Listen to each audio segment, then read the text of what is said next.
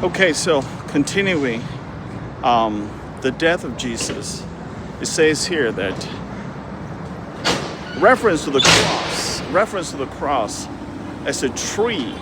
Jesus' death was the vicarious atonement which made possible the inauguration of the new covenant. Wow, it is really interesting the way Peterson, theologian in commentary, says this is a vicarious sufferings. You know, vicarious is a very interesting word. Let me expound it. Okay, there's literally reference to the cross as a tree, xylon. The TNIV says the cross, as in 530 and 1039. The word is apparently used to stress both the shameful nature of Jesus' death and his penal character. That's another big word, penal. Penal means substitution.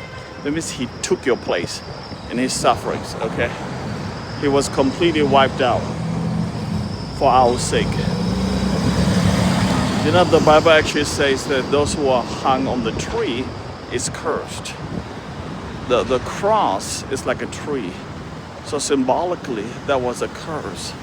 So how is that a curse? Let's just go through this. How did Jesus, linked with the offer of the forgiveness of sins through Jesus, this suggests his death was the vicarious atonement which made possible the inauguration. Okay, what did the Old Testament, vicarious is Jesus suffering on the cross. The way I look at it is this: what Jesus suffered on the cross and before the cross, on the way to the cross, being crucified, he was whipped constantly, and he was bleeding, pulling his body.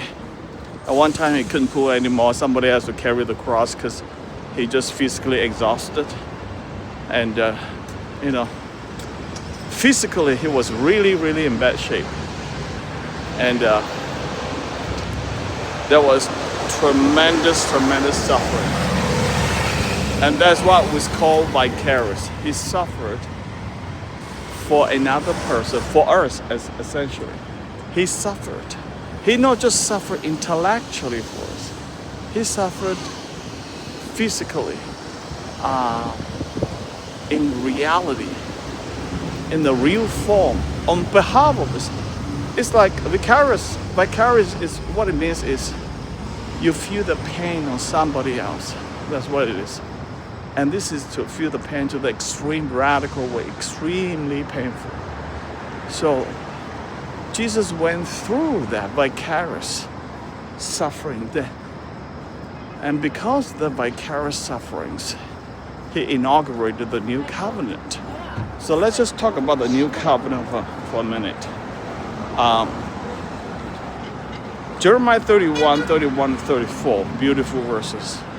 Behold, the days are coming, declares the Lord, and when I will make a new covenant with the house of Israel and the house of Judah. Not like the covenant I made with their fathers in the day I took them out by the hand to bring them out of the land of Egypt. My covenant that they broke, though I was their husband, declares the Lord. For this is the covenant I will make with the house of Israel after those days, declares the Lord. I will put my law within them, and I will write on their hearts, and I'll be their God, and they shall be my people. Wow, this is huge. And no longer shall each one teach neighbor or brother, know the Lord, for they all shall all know me, from the least to the greatest, and I'll forgive the iniquity, and I'll remember their sin no more. It's incredible, because what God is saying that the old covenant didn't work. The one I established through Moses didn't work. I took them out of Egypt, they rebelled. Because it's the external form of a covenant of rules and regulations like today. All our rules and regulations never reform a person truly. It's always like, what medication kind of thing? Never cure the root cause of it. It just treat the symptoms. That's a word. It's very much like that.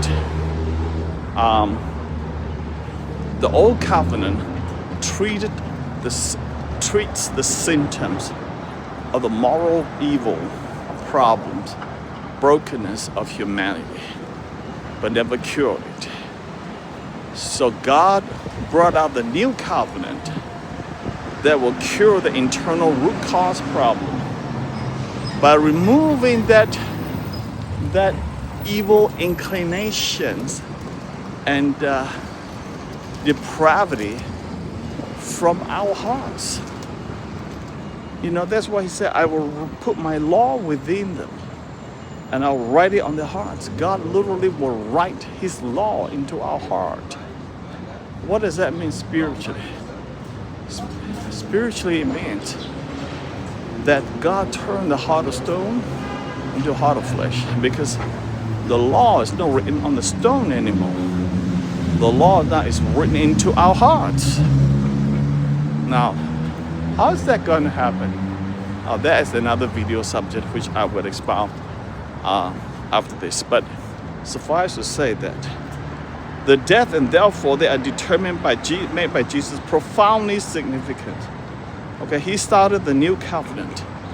All right, this is video 2.